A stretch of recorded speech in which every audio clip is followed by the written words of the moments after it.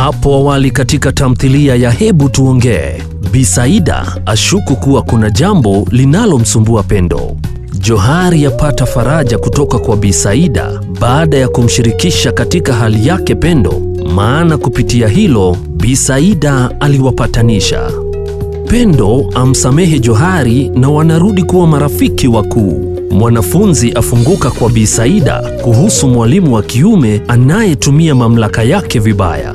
Bwana Amani anaambia Bi Saida atafute ushahidi wa makosa ya Sadiki kabla ya kuchukua hatua yoyote.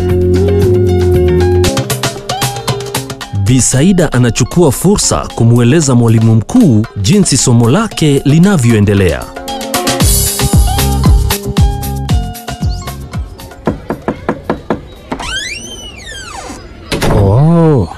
Bi Saida, habari ya asubuhi. Habari ya asubuhi Bwana Amani. Umefika mapema leo? Kuna kazi sikuwa nimemaliza, ndio maana nimekuja mapema. Wewe je? Nimegundua kuwa ninapokuja mapema, mabinti kadhaa huja kupata nasaha kabla ya masomo kuanza. Hata hivyo, nimemshauri mmoja tayari. Hivyo ni vizuri sana. Mambo mengine yanaendelea vipi? Mambo yote ni mema kwa sasa. Somo lazidi kunoga humu shuleni.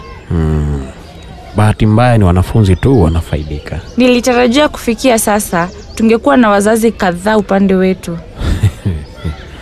Ila tunao ni vile tu wanatuunga mkono kichini chini kwa kuhofia kanisa na kuhukumiwa kuwa wanaunga mkono usherati.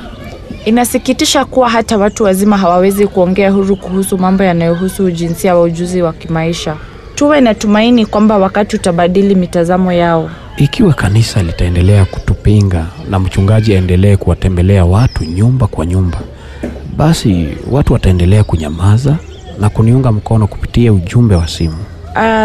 Nafurahi kwamba wanafunzi wanalipenda somo hata katikati ya mvutano huu Bwana Amani. Sivyo? Naam. Inahuzunisha kuwa si walimu wote wanaliunga mkono somo hili pia. Ukizungumzia walimu, umepanga nami jinsi ya kupata ushahidi dhidi ya Sadiki? Bado, lakini nitalishughulikia. Sawa, utanijulisha kama utahitaji msaada wangu kwa chochote. Siku njema Bi Saida. Nitafanya hivyo, asante. Johari anamhakikishia Pendo kuwa atakuwa pamoja naye katika tufani anayoipitia Pendo. Hey rafiki, habari ya asubuhi. Ninafurahia kukuona. Unaningua ukielekea shule leo Hujui ni muda upi nimekuwa nikikusubiri. Nafurahi pia kukuona rafiki. Asante kwa kunisubiri. Sikutarajia. Uonekana moto. Una maana kwamba mimba inanikubali? Tulia, usipigwe na bumbuazi. Naweza utani hata katika hali yangu. Wakati mwingine nashindwa nicheke ama nilie nawe. Maisha kwa kweli ni jinsi yalivyo. Ila wajua vile najivunia wewe Pendo. Pamoja na mambo yote yanayoendelea, bado wewe waweza kutabasamu. Ndio. Natumai kuwa hatimaye wazazi wako watakuunga mkono. Hakuna aliye mtimilifu, wakiwemo wazazi wetu pia. Hata hivyo, ni wakamilifu. Mamangu huwa anaimba sifa jinsi alivyokuwa wa kwanza shuleni. Sawa, ila wajua ninakuunga mkono, sio? Kama unaogopa, niko hapa kwa ajili yako. Najua haya yote ni ajabu na yanakuogopesha, na ni sawa kuogopa. Usijikaze mbele yangu. Najua uko nami binti. Asante. Namaanisha Swahiba, unachokifanya ni cha ujasiri sana. Kweli, nina bahati kuwa nawe na Bi Saida. Ikiwa ni mema jinsi unavyosema. Ndiyo, utaona. Yatoshe na maongezi ya huzuni Daktari Johari. Umeanza kufanya kazi yako ya ziada. Si yote, wewe. Kwani unafikiri niliondoka nyumbani mapema ili kukusubiri kituo cha basi nikiuguza ngozi yangu nyeusi chini ya jua hili kali? La hasha. Nilitaka nifike shuleni mapema ili niigize kazi yako ya ziada. Sasa Bwana Sadiki atakuwa na sababu ya kutuita ofisini. Nachukia jinsi anavyotutazama kwa uchu. Pia mimi. Tuharakishe kumaliza. Naamini Daudi atatusaidia. Daudi? hata tusifike huko. Tuna kazi ya ziada ya kufanya.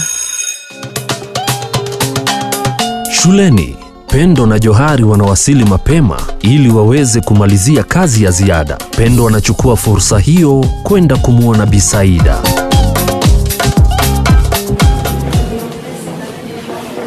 Gloria na Sandra, mnione ofisini ni waadhibu kwa kutomaliza kazi yangu. Pendo, nilikuambia tutamaliza. Tugonge 5. Sitakaribia kiasi hicho tena. Hey, nitarudi baada ya dakika chache. Poa, unataka nikuzindikize? Kwa nini mnaenda msalani pamoja? Naweza apeleka. Nani amekuambia tuenda msalani? Na hata kama tuwaenda inakuhusu nini? Hebu tupishe. Haya basi, wasichana hawaheshimu wavulana tena. Heshima uvunwa vyovyote. Ingia, nitakuwa hapa nikikusubiri. Na nenda ukafurahia pumziko lako mpenzi. Nitakuwa sawa. Nitakutafuta baadaye. Una uhakika? Kama ugonjwa wa moyo. Sawa, baadaye Swaiba, yote yatakuwa sawa. Sawa, tuonane. Haya. Ofisini kwa Bi Saida, Pendo anaelezea hofu yake, naye Bi Saida anamhakikishia uungwaji mkono, huku akimpa hadithi ya msichana aliyepitia hali kama hiyo na hatimaye kufaulu maishani. Ingia. Hey Pendo. Karibu. Keti hapa. Unaonekana kama unakosa pumzi. Uko sawa? Ndio, namaanisha ndio Bi Saida. Hamna haja kuwa rasmi hapa. Tulia. Nashukuru. Bi Saida. Nilitaka kuongea na wewe kuhusu na hauna. Pendo, tulia. Upo mahali salama. Bila haraka, vuta pumzi. Pumua taratibu na unieleze.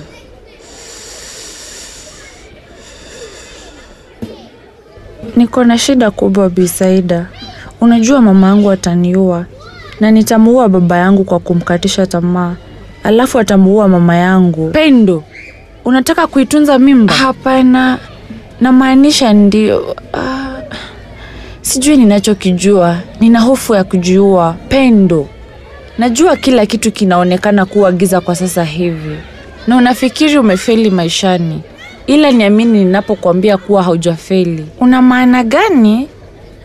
Niko mwaka wangu wa mwisho wa sekondari, mjamzito. Nina mama kama Godzilla. Na nitakwamia hapa kwenye kijiji maisha yangu yote na mtoto ambaye sikuwahi kumtaka. Pendo, vuta pumzi. Tulia. Keti chini. Keti. Muda